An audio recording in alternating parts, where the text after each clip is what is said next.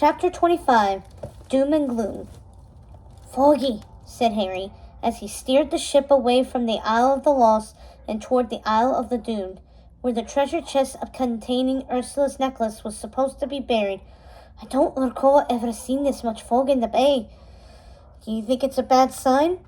asked Uma, who was still perched against the rail, gazing out at the bowsprit.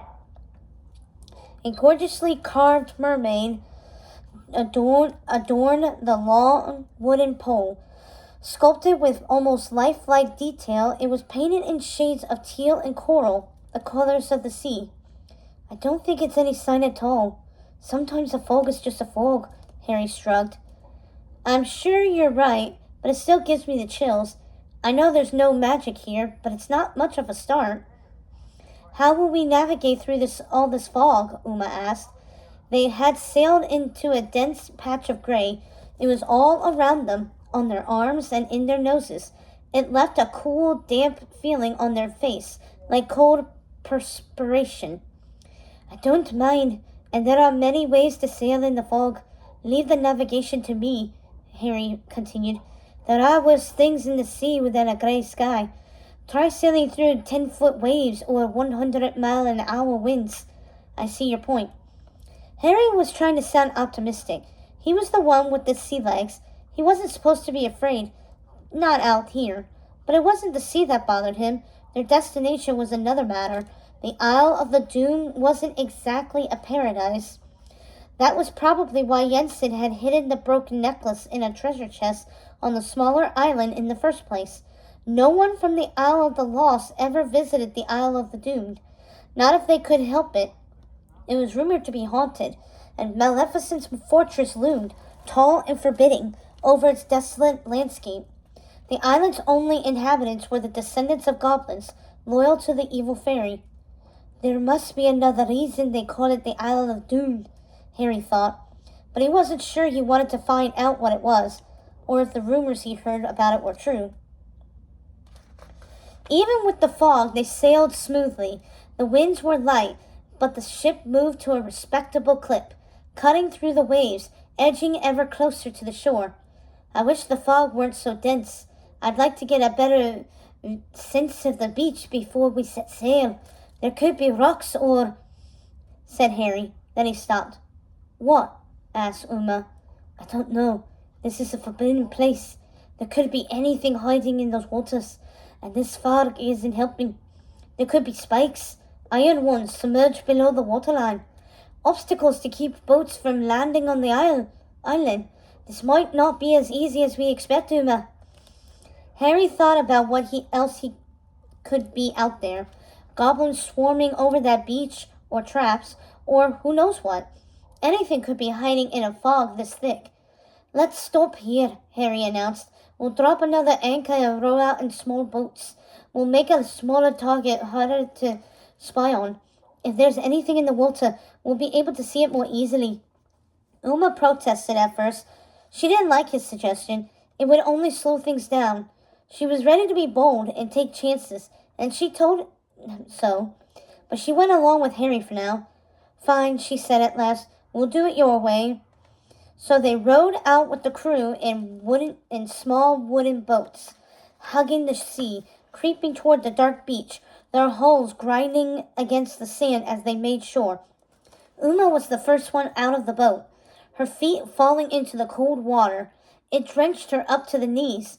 The sand here was gray, like the sky, and the fog that still choked the air.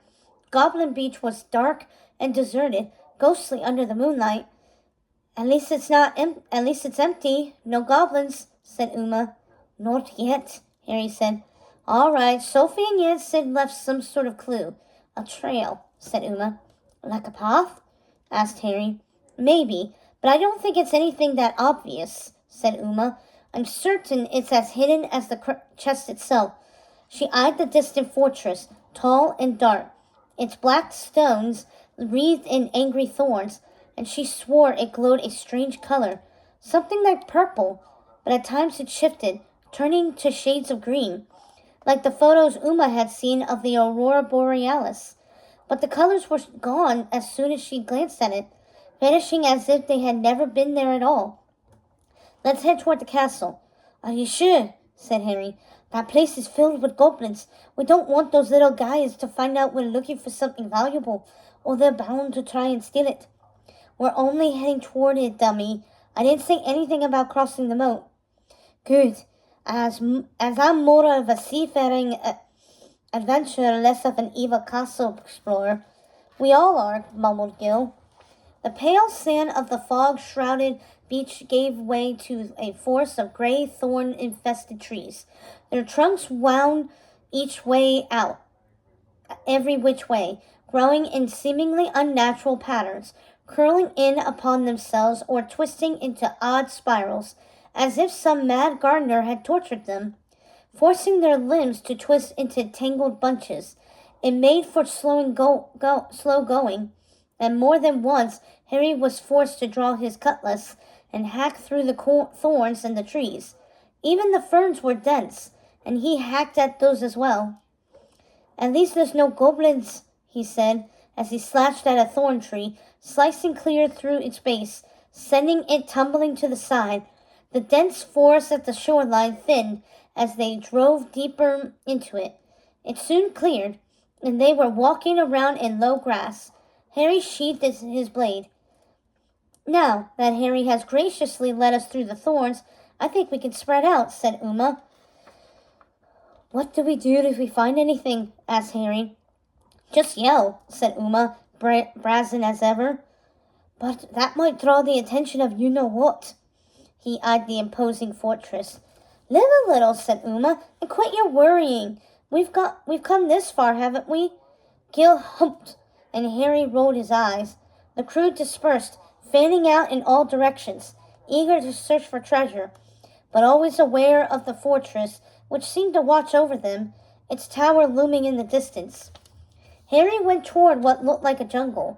Desiree lingered at the thorny grove, while Uma and Gil headed toward the castle's base, where smaller trees grew amidst tumbled stones. Harry hacked his way into the jungle. They were looking for a trail.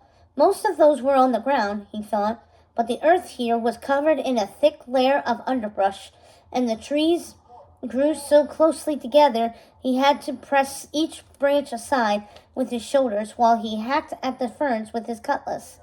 His hook gathered up what was shorn and tossing it aside. Each time he cleared a patch of ferns or some other jungle plant, there was nothing resting beneath it. Nothing that looked like a path, at least. He turned to see if Uma and Gil had made any progress, but they had disappeared into the rocks. He wiped the sweat from his brow and wondered if this was all just a waste of time. The jungle was too dense. They'd never find a trail here. Maybe they needed a new strategy. He turned, following the path that he had already cut through the forest, hoping to find Uma and the others. On his way back, he hacked at a particularly old and tangled branch, one he had pushed aside when he'd first come through. The branch fell, leaving a slender stumping dangling from the face of the tree. There was a cut below the stump, and at first Harry mistook it for the stroke of his own blade. But he had been making slender cuts that went from side to side. This was something altogether different. It was a carving. When the clouds cleared and a bit of light shone through the canopy, he noticed that it formed a distinct pattern. "I found something!" he called out, loudly, but not too loudly, still concerned he might draw the goblin's attention. A moment passed. He glanced up at Maleficent's fortress, wondering if hundreds of the crafty little creatures were watching him.